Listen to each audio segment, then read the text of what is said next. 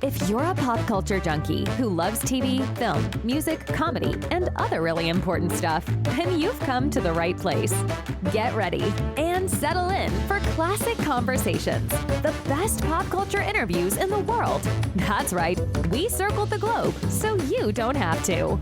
If you're ready to be the king of the water cooler, then you're ready for Classic Conversations with your host, Jeff Dwoskin. All right, Erica, thank you so much for that amazing introduction. You get the show going each and every week, and this week was no exception.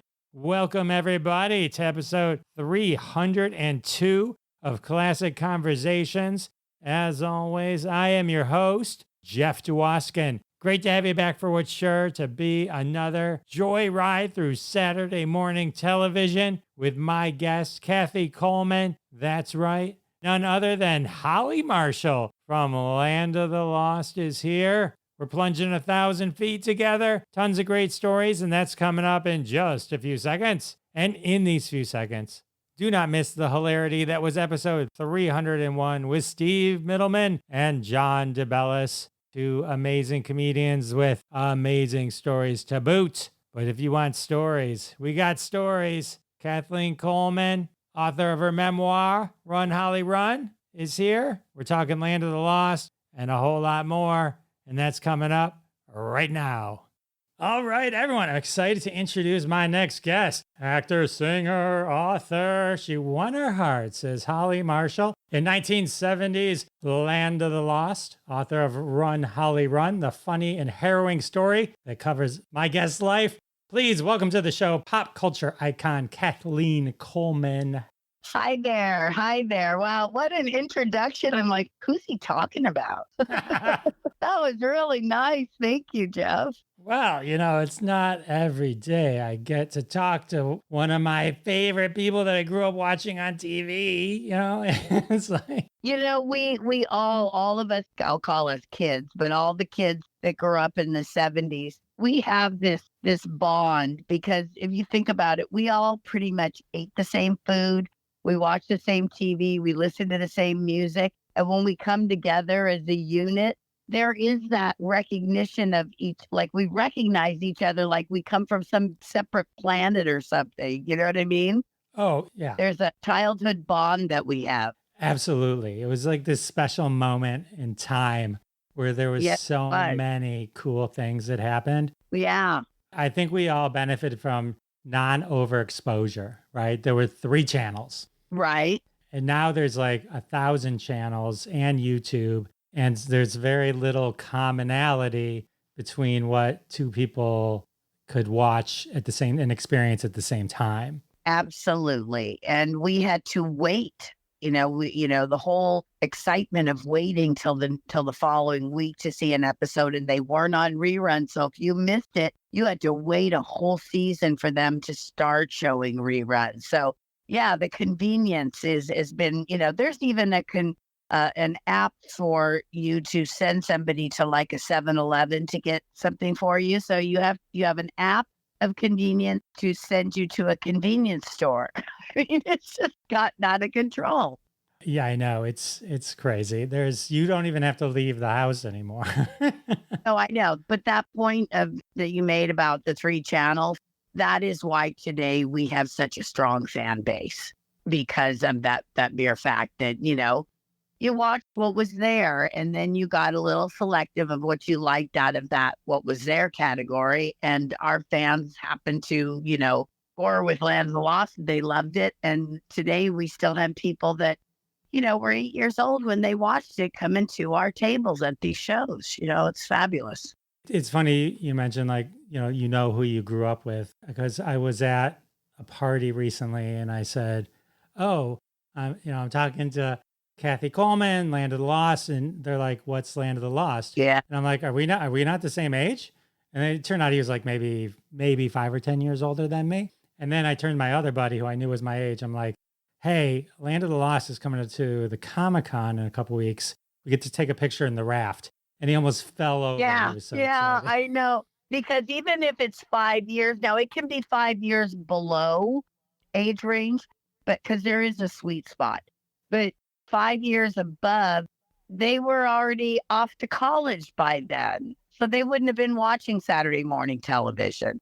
Exactly. Exactly. There was that kind of period of time. Do you ever kind of look back and you're like, that was just 3 years of your life and it's so important then and now. It's like it's amazing. Like that part of it's amazing in itself, right? When you think about it. See, it's a little waivers on the mind boggling aspect because it will be we're already in this year.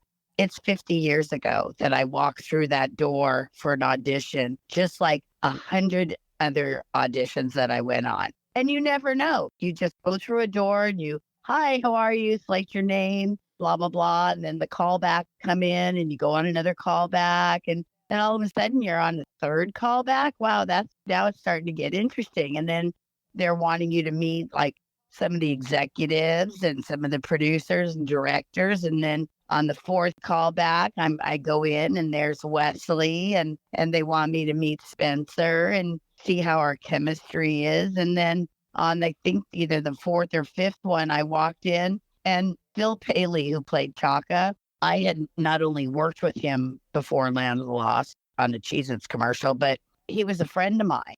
And so when I walked in and saw him in there, I'm like, what are you doing? Because sometimes casting agents will cast a few different things all in the same room. Like room A is for Land of the Lost, room C is for McDonald's commercial or whatever. So I didn't know what he was there for. And he says, I'm up for this part in a show called Land of the Lost. I said, me too.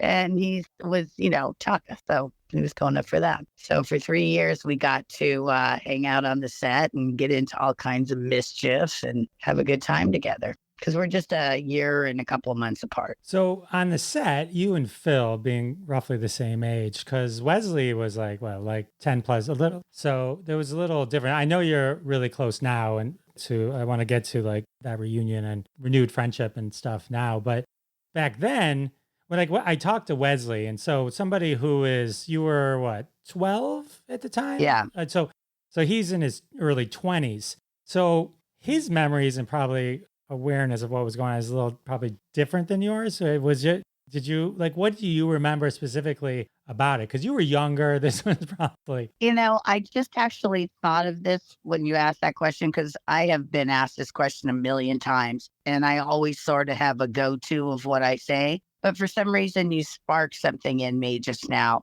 He was sort of in the middle. Like, okay, keep in mind, Phil and I were the kids on the show. And then there were all these adults, whether they were the crew or producers or the directors. There were all the teachers, the welfare workers. Everybody was all adults. And then there was Phil and I, makeup, wardrobe. But Wesley was sort of that go-between because he still was, he could fit into the adult crowd, but he would come into our lane every once in a while. Not every once in a while, but he could relate to us easier because he was closer in age to us. And he couldn't have been sweeter. Our whole family was so tight on that set. Everybody. It's funny because I watched a clip of you guys, the three of you, Wesley and Phil at a Comic-Con, kind of a panel. And you and Wesley have this brother-sister dynamic. And when I was rewatching some of the episodes, it's the same dynamic.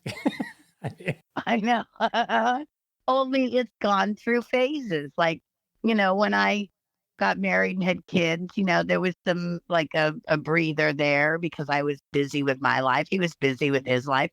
But we come together and then we get apart, and then we come together, get apart. But this last time, within these last 10 years or so, maybe 12 years, when we came together, those allotments of time that we go apart or whatever kept getting smaller and smaller. And now I live down the street from him. So, but we can say and do and be anything around each other like a true brother and sister. And I depend on him. As like a confidant. I trust him with my life, and we get along famously. That's amazing. So 12-year-old Kathleen, on the set of Land of the Lost, were you aware of Wesley? Because he was on Days of Our Lives. I did not know his career at all.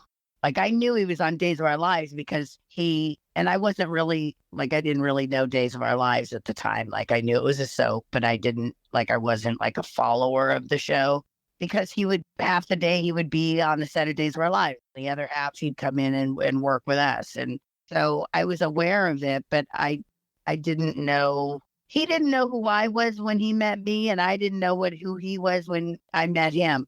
But our chemistry just connected, and that's why or at least why I got hired. He was sort of hand selected by Sid.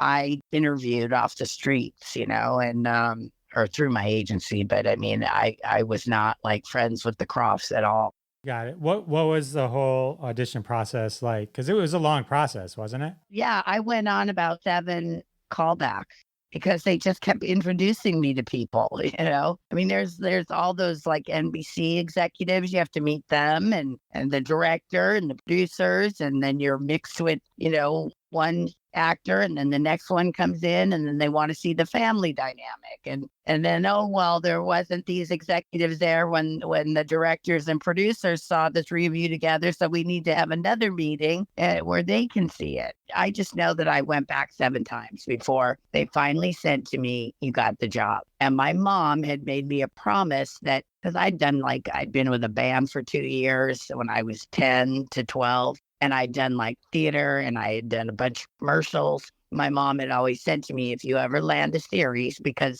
of the cost of owning a horse, you have to board them and they're expensive. She said that she would buy me a pony. So the day that they told me, and we went in with my agent and signed the contracts, that afternoon, my mom took me out and I got Comanche, my pony. and then I talked about him nonstop on the set. That's all I wanted to talk about was Comanche this, Comanche that. And the writers finally wrote him into the script. That's I awesome. got his name on TV. Yeah. Okay, so you got to say his name. That's awesome. Mm-hmm. They had to. I probably would have never shut up. So that's so funny. Mm-hmm. Talk to me about Spencer Milligan. Like just in terms of like everyone I talk to as a TV dad, they're TV dad forever. He was a TV dad to me, but he was also like a dad to me because I never had one. So he took on a really, where do I want to use? It's just an important, part of my life. I gravitated towards him, and he adored me, and I just loved him, and he treated me like a daughter, and I was so receptive of it. I just loved it. So yeah, I love Spencer. And to this day, when I've seen him, in recent years, he treats me like his daughter. And I will tell him, I feel just like your daughter, Spencer. And he'll say, what are you talking about? It's because you are my daughter. And he looks at me with those big, huge blue eyes, and I saw him like about 5 years ago. He was in such terrific shape. You can't believe it. I kept telling him, Spencer, people when they get up, in age, they start to lose their shape and everything. He looked like $1 million. That's amazing. Yeah, he looked terrific. He has like a young figure, you know what I mean? He looks fabulous. So based on your relationship alone with him, it must have been tough for him to leave after season 2. It must have been devastating for you when he left. Oh, I was heartbroken. And then they had me do all the auditions for the the Uncle Jack role to replace him. So I read with a whole bunch of different men that came in auditioning for the part. And I picked Ron Harper for that role. I told him he's my favorite, It was never the same. He just couldn't replace Spencer. No. And to this day, Spencer apologizes and tells us he's so sorry that he abandoned us. But it wasn't not really how it went. He was trying to negotiate for all of us, and they weren't budging. And he said, then I walk. And they said, well, then you walk. And so he did. He was a man of his word, and that's hard to come by in Hollywood. It was over kind of your rights, right? In terms of like the merchandise. Yeah. So he was a little bit ahead of his time then. I know, which in today's film industry, that is where everything is in the merchandising. So yeah, he was he was on the right path there. He was looking for pennies, and an equal share between the 4 of us, because whoever's face landed on that lunchbox, game board, coloring book, golden book, all the toys that followed, he wanted us all to get a cut. Sorry to interrupt. I have to take a quick break. I do want to thank everyone for their support of the sponsors. When you support the sponsors, you're supporting us here at Classic Conversations, and that's how we keep the lights on. And now back to my amazing conversation with Kathleen Coleman. All right, so then they had to redo the theme song. Wesley went back in the studio. So here's my question. I know Wesley has a lovely voice, but like you said, you were in a band, you sang also. How come you didn't? How come it wasn't a duet, or how come you guys both didn't sing? Or how come? Well, I actually sent in a tape and they picked Wesley. So they asked me for one, but I didn't sing like the theme song. And, all I had at the time with my vocals on it was I had just done, because Wesley did the first one. And then when I think I got asked when he was rebooting or redoing it for the third season with the Uncle Jack thing. And the only thing, like I said, that had my vocals on it was the Macy's Day Parade, which I had done like maybe the year before. And I sang Somewhere Over the Rainbow. And that song, I can only imagine when they heard it, they must have thought, yeah, that doesn't kind of quite go. Her vocals don't quite go with what we're looking for, because they wanted something more twangy with, the banjo, kind of like a little more hearty, I would say. You want to do it right now? You want to do it right now? We'll record it. We'll go viral. No, I actually don't. I have been screaming and singing. I'd sing it. No. I was kidding. I was just joking. And Holly Marshall, as the earth beneath them trembled, lost their father through the door of time. Uncle Jack went searching and found the kids at last, looking for a way to escape from the land of the lost. There you go. And I'm sorry, I hit that one note in the beginning and I cracked, but that was one of the most amazing moments in my life. Thank you very much, Kathleen. So I found, because I had heard about this Cheez-It commercial and I love my favorite snack in the world, but I found the commercial. It is on YouTube. So it's that was hardcore 70s commercial, right? It was all 70s. So it was my very first commercial that I ever did for a place called Shakey's Pizza. And I played Goldilocks in it. And that too is also, if you type in, after we're finished this interview, if you type in Kathy Coleman, Kathy Coleman, Shakey's Pizza commercial, it'll pop up. And that's, I think I'm 5 in that commercial. It's awesome. That is really cool. It's cool that I can still find those things. Yeah, it's amazing what people dig up on the internet.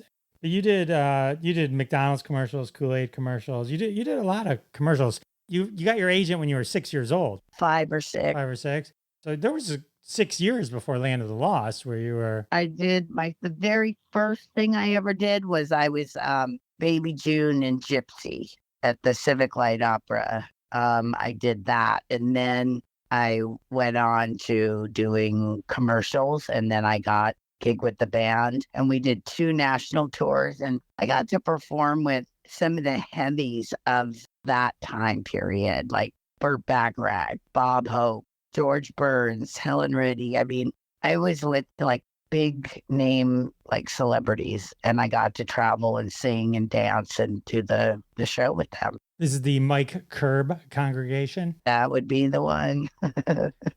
So what was it like? I mean, so this is pre-Land of the Lost. So right. You're hanging with some big names before. Who was, of that list that you named, do you remember, were there any of them specifically like extremely memorable? Like Bob Hope or Helen Reddy or? Well, 2.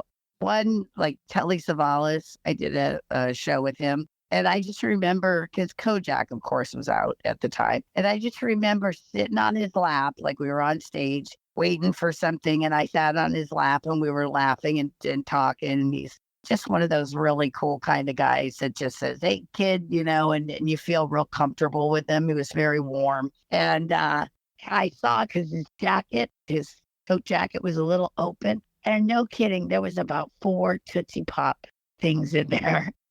And I go, you actually really eat those? And he goes, yeah, you want one? I go, yes, you do. So that just, I don't know. I know that's a silly memory, but he was really nice. Michael Landon, Bob Crane. Those people were all like, they did like really nice things for me. Elizabeth Montgomery was just this stunning beauty that I saw in her, all her wonderment at an NBC press party, and just stared at her for about 10 minutes because she was surrounded. She looked like a Virgin video with Madonna with all the guys in tuxedos around her, And she just was just this beautiful woman. I mean, just that kind of stuff. And then when I was on stage with Burt Bacharach and Helen Reddy and George Burns, we did a show at the Schubert Theater. And I'm singing I Am Woman. And it was just very funny to me that I was only like 10 and a half or 11 maybe. And I'm belting at the top of my lungs, I Am Woman. And I'm holding her hand, and I had Burt Bacharach on the other side of me. George Burns was on the other side of her. That's awesome, though. Really yeah, cool. Yeah. So yeah, I don't think I ever during that course of time ever met anybody that wasn't nice. I was a kid, so they were all pretty cool to me. Did the Sleeestack scare you on Land of the Lost? Were any of those things? No, they were all like UCLA, USC basketball players, and they were young at that point. And they basically, those Sleeestack costumes are wetsuits, like surfer wetsuits. And they would have them like pulled down like to their hips.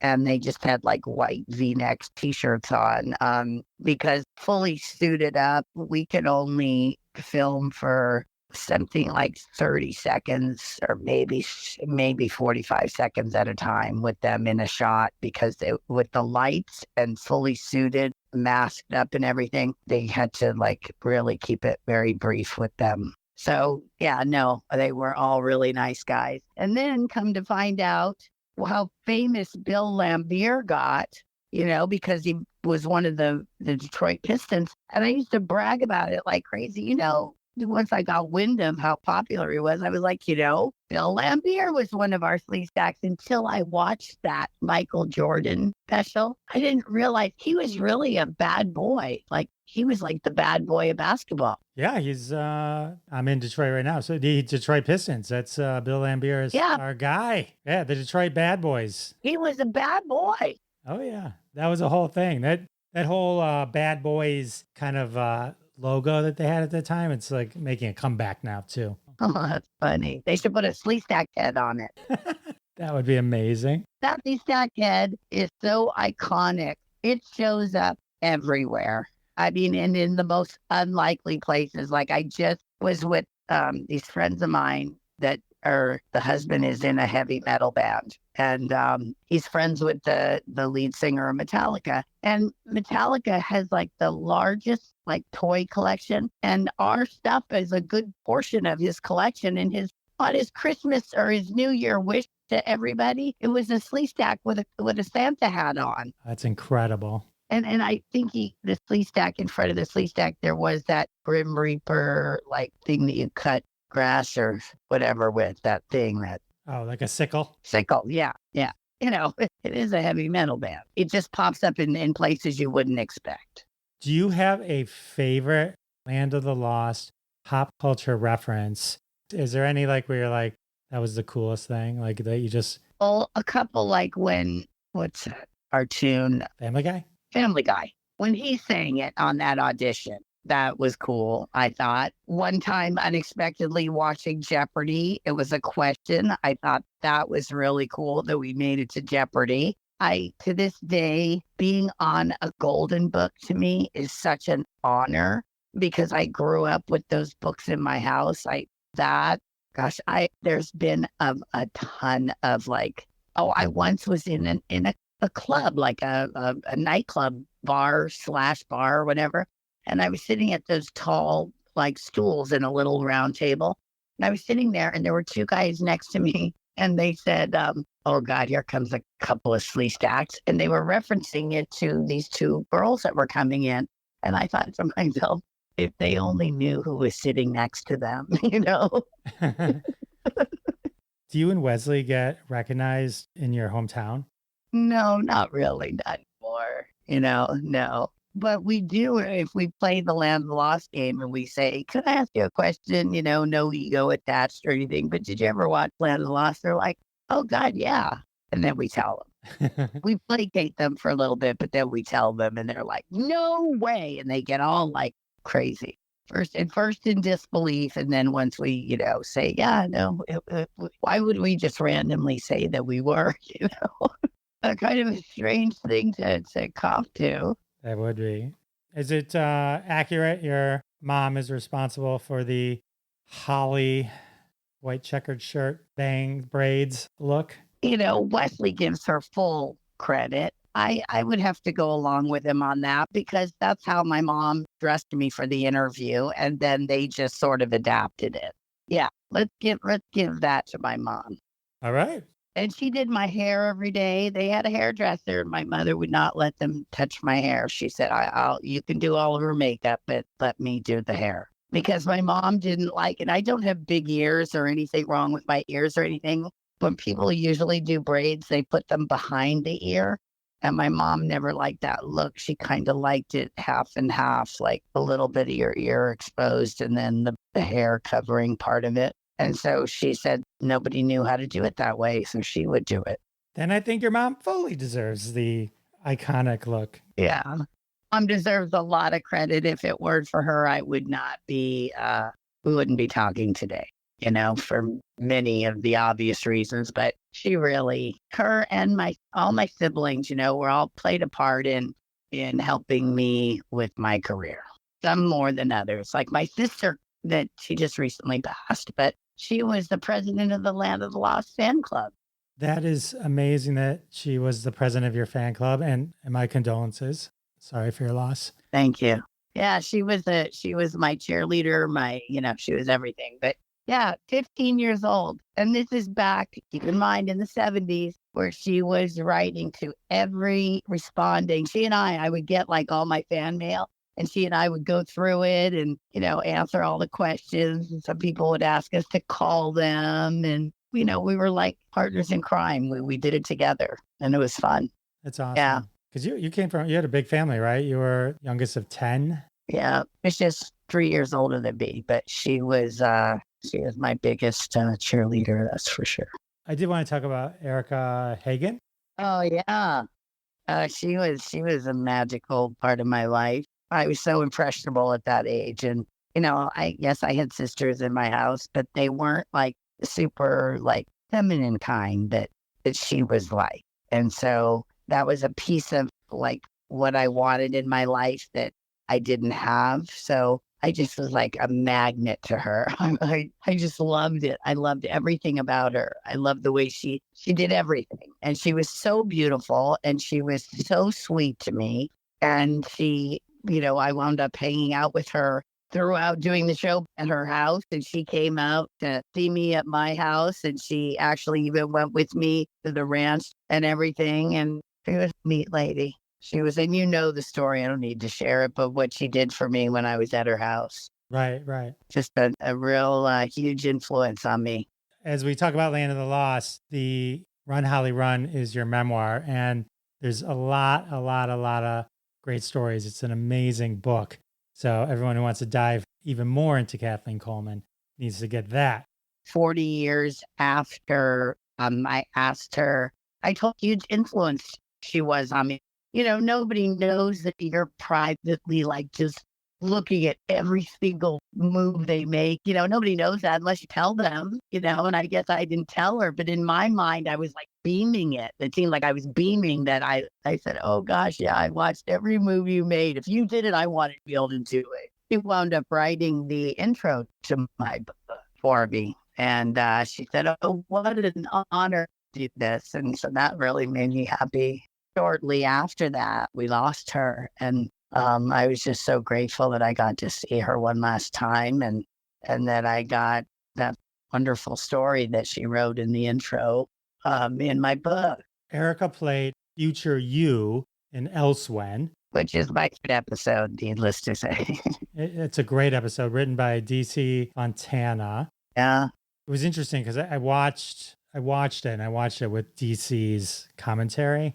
And it's really interesting. Like I talked a little bit about this with Wesley too, but like how deep Land of the Lost really was. Like the mythology of the show and all the Nuances. It was not a dumbed down science fiction show at all. If anything, it was well above our heads, and I'm probably just understanding it now as I watch it, if I may.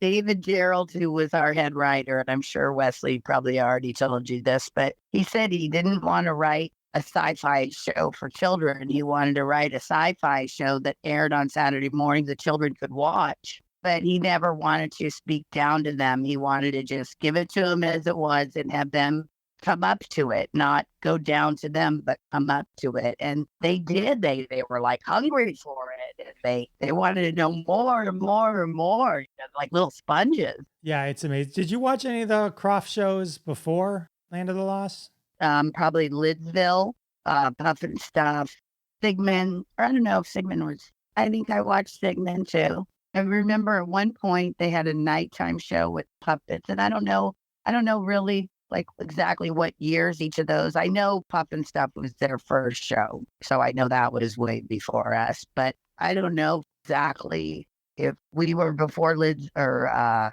Sigmund and the Sea Monsters or not, but I definitely watched, those shows. We just, as a matter of fact, had a mini little reunion where both Johnny and Scott were there with us, and then of course Sharon Baird joined us. She plays Saw, like Chaka's mom on Land of the Lost, but she has been in every single Croft show as like one of their main characters. She was also the youngest member of the Mickey Mouse Club, or not the youngest member, but one of the original Mickey Mouse Club members, Sharon. Oh, wow. Ray, she joined us at a show recently. So, yeah. All right. So you mentioned it's 50 years this year, but about 20, 25 years ago, the Land of the Lost came out on DVDs. Is that about right?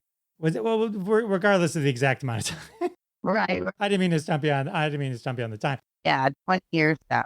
What I was trying to get at was that the moment of resurgence for you when like the Comic-Cons started becoming a thing, and like all of a sudden like Land of the Lost now is like this thing again because DVDs and it started bringing back all these shows. That was one of the cool side effects of DVD is when they started packaging these shows together and just people got obsessed with old TV shows. Yeah, I definitely would say that was the kickoff starting point of it. And I was asked to do like a couple of conventions that were around where I was living at the time. I was living in Hollywood, and I went to a couple of them. And then we wound up doing some commentaries on the videos.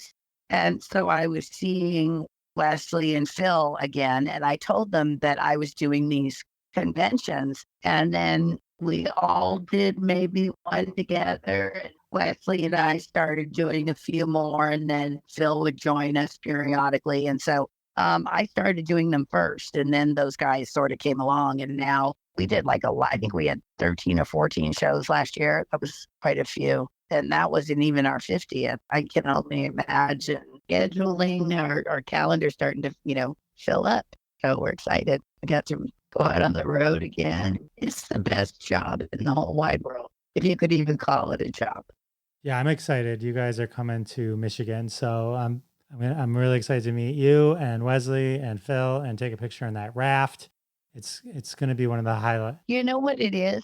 It's one thing to get a picture and take picture with the celebrity and those pictures where the person's pointing. Everybody likes to point for some reason. Their hand. That's great. And if that's what somebody wants, then by all means, you get that. But the raft whole experience is that basically what we're asking you to do here. Put this life preserver on, hold this oar in your hand, sit in this position, make sure that your hand, when it goes in the air, isn't covering anybody's face. So that's sort of like blocking, right? And then at the count of 3, we're all going to yell when we go over the raft. Well, you have just been in a scene. So let's take a look before anybody moves. Let's see what the dirt looks like. If you don't like it, we'll do it again. We're going over 1,000-foot waterfall. And so he preps them all. We have a good time with our fans. It looks like good energy. I've seen the pictures. It looks amazing. There was just like a magic with the Land of the Lost show, the one in the 70s. I say 70s because the reboots that they've tried to do just never really kind of captured, I think, the magic, And then that movie, oh my God. A really bad choice. But the other TV show, it's really, I'm telling you, when we got cast, whoever picked all of us, they saw that chemistry. Yeah, I mean, it's amazing 50 years later, like I said earlier, like I mentioned it to my friend and he just lit up. Isn't that nutty? I see that a lot in my circle, but it is kind of nutty to say it and people, because it brings back that feeling that we were talking about in the early part of our conversation. Just there was a connection that we all had at that time. And anytime you can tap into that memory, it makes you feel good. Makes you feel really good. The 70s were unbelievable. Amazingly unbelievable. So many great memories for what's such a compact amount of time. The music, the clothes. I mean, it was just the movies. It was just fabulous. It was. Lucky to have lived at that moment of time. Yeah, I love being groovy and bitchin' and far out boss and cool. I loved all of that. Kathleen, thank you so much for hanging out with me. This was so fun. My pleasure. And I know I yacked your ear off, but like you said in the beginning to me, you can edit whatever you want. So you can magically wand me out of things if you want. But I enjoyed this. You're an easy person to talk to. You're a lot of fun. And I look forward to meeting you in Detroit. I look forward to that as well. 70s, right? Detroit, Rock City. Detroit, Rock City. Oh, one last question. Your favorite dinosaur? Dopey. Of course. Thank you. Yeah, you're more than welcome. All right. How amazing was Kathleen Coleman? So many great stories. I love Land of the Lost. Talking to Wesley and now Kathleen. Such a joy. Such a joy. All right. If you love this interview, and I know you did, you have to run out. And by run out, I mean go to Amazon and order it online. Kathleen Coleman's memoir, Run, Holly, Run. You will not believe all the things that happened to Kathleen after Land of the Lost. If you love memoirs, if you love diving into people's lives, this book is for you. It's amazing. Run, Holly, run. Well, the interview's over. I can't believe it. Another episode has flown by. Huge thank you to Kathleen Coleman for sharing all her great stories with me. Huge thank you to all of you for coming back week after week. It means the world to me. And I'll see you next time. Thanks so much for listening to this episode of Classic Conversations. If you like what you heard, don't be shy and give us a follow on your favorite podcast app. Also, why not go ahead and tell all your friends about the show? You strike us as the kind of person that people listen to. Thanks in advance for spreading the word, and we'll catch you next time on Classic Conversations.